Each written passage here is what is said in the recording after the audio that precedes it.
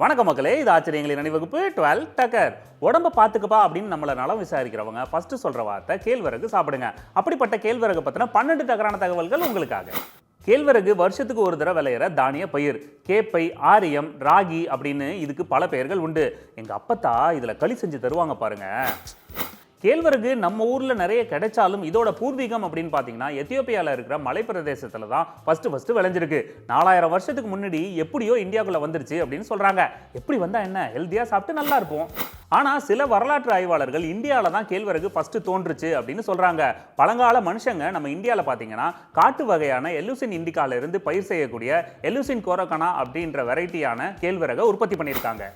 கேழ்வரகு முதல்ல இந்தியாவில் தோன்றி அதுக்கப்புறம் அரேபியாவுக்கும் ஆப்பிரிக்காவுக்கும் போனதாகவும் குறிப்பாக தென்னிந்தியாவில் தான் அதிக அளவில் கேழ்வரகு உற்பத்தி பண்ணியிருக்காங்க அப்படின்னு சொல்லிட்டு டிக்கண்டால் அப்படின்ற ஆய்வாளர் 1886 சொல்கிறாரு.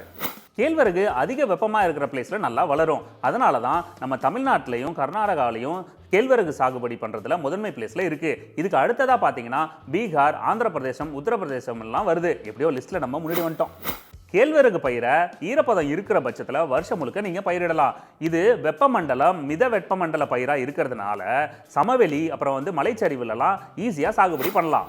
கேழ்வரகு சாப்பிட்றத நம்ம ரெகுலராக வச்சுருந்தோம்னா நம்ம உடம்புக்கு ஊட்டச்சத்து குறைபாடுகள் அப்புறம் சிதைவு நோய்கள் போன்ற பல நோய்கள் நம்ம உடம்புக்கு வராமல் தடுக்கலாம். அது மட்டும் இல்லாமல் இதை சாப்பிட்றதுனால நம்ம உடம்புக்கும் குளிர்ச்சி, ஸ்ட்ரென்த்தாகவும் இருக்கலாம். I am meeting regularly.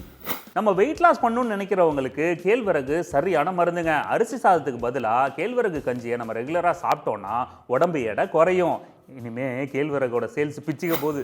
கேழ்வரகுல lecithin, methionine போன்ற அமினோ ஆசிட்ஸ் இருக்கு. இதை சாப்பிட்டோம்னா நம்ம கல்லீரலில் இருக்கிற அதிகப்படியான கொழுப்பை கரைச்சி கொழுப்பை கண்ட்ரோலில் வைக்குது. நமக்கு அதிகமாக தேவைப்படுமே, டெய்லி இனிமேல் கேழ்வரகை கரைச்சி குடிச்சிருவோமா?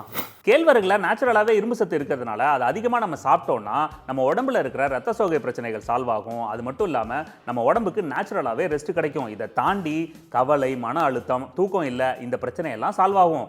கவலை, மன அழுத்தம்லாம் போகுமா? நமக்கெல்லாம் ஏக்கர் கணக்கில் தேவைப்படுமே. உடம்போட இயல்பான செயல்பாட்டிலையும் சேதமடைந்த திசுக்களை சரி பண்ணுறதுலையும் அமினோ ஆசிடோட பங்கு பெருசு. அது மட்டும் இல்லை, நம்ம உடம்புல இருக்கிற நைட்ரஜனை நியூட்ரலாக மெயின்டைன் பண்ணுது. இது எல்லாத்தையும் தாண்டி மைக்ரேன் பிரச்சனைக்கு ஒரு பெரிய சொல்யூஷன் இந்த கேழ்வரகு. கேழ்வரகுல லெசித்தின், மெத்தியோனைன் இருக்கிறதுனால நம்மளோட ஸ்கின் செல்ஸை எப்பயுமே ரெஃப்ரெஷ்ஷாக வச்சுக்கும். அது மட்டும் இல்லை, கூட விட்டமின் டி இருக்கிறதுனால நமக்கு ஆட் ஆன் பெனிஃபிட்ஸும் உண்டு. அதனால நீங்கள் எப்பயுமே லுக்கு யங்காகவே இருப்பீங்க. சூப்பர், சாப்பிடுங்க. ஓகே மக்களே, மீண்டும் சந்திப்போம். இது ஆச்சரியங்களின் அணிவகுப்பு 12 டக்கர் வித் மீ உங்கள் துரைராஜ் ஜெயசீலன்.